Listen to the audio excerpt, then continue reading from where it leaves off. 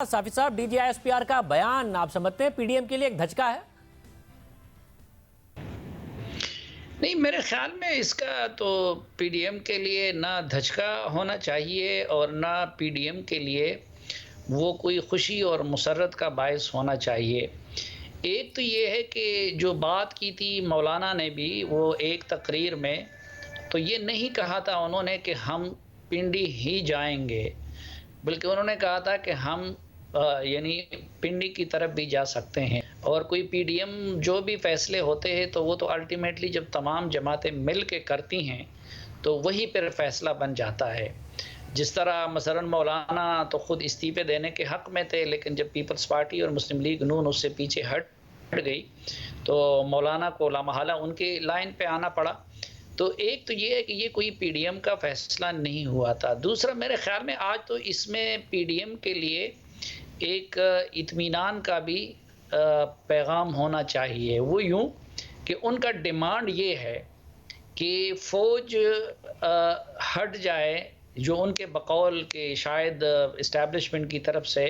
मौजूदा हुकूमत की बैकिंग की जा रही है उसी तरह। तो आज उन्होंने साथ जब ये भी कह दिया है कि फ़ौज का सियासत से कोई ताल्लुक़ नहीं है और फ़ौज जो है सियासत में कोई मुदाखलत नहीं करेगी, तो अगर फ़ौज और उसके इदारे अपनी इस कमिटमेंट को निभाती है तो ये तो पीडीएम के लिए भी एक मस्बत पैगाम है, क्योंकि पीडीएम वालों का तो डिमांड यही है कि पिछले सालों में जो बैकिंग हुई है उस बैकिंग को ख़त्म कर दिया जाए। तो मेरे ख़्याल में तो उसमें तो आज एक ये पैगाम भी है फ़ौज की तरफ से कि भाई सियासत जाने और सियासतदान जाने और हम एक नए सफ़र का आगाज़ करते हुए जो सिक्योरिटी से रिलेटेड इश्यूज़ है उन पे कंसंट्रेट करना चाहते हैं। मगर पीडीएम ने बार बार डिमांड की है कि हुकूमत की सपोर्ट से इदारे पीछे हटें, और वज़ीर आज़म ने कल कहा है कि फ़ौज हुकूमत को गिरा दे, ये चाहती है अपोजिशन। ऐसी सिचुएशन में जब ये कहा डीजीआईएसपीआर ने कि फ़ौज में तशवीश है, पिंडी आने की कोई वजह नहीं समझ में आती, आएंगे तो चाय पिलाएंगे, इस हवाले से आप समझते हैं कि पीडीएम को के लिए कोई इत्मीनान बख्श बात है ये? देखिए, वो तो उन दोनों का इमरान खान साहब ये इल्ज़ाम लगाते रहे कि देखिए ये लोग पीडीएम वाले फ़ौज से कहते हैं कि वो उठ के मेरी हुकूमत गिरा दें, और पीडीएम वाले ये कहते थे कि नहीं, हमने कभी जो है उनसे नहीं कहा है कि आप उठ के हुकूमत गिरा दें। लेकिन वो ये कहते थे कि जो इससे पहले माजी करीब में होने वाले वाक़यात की बुनियाद पे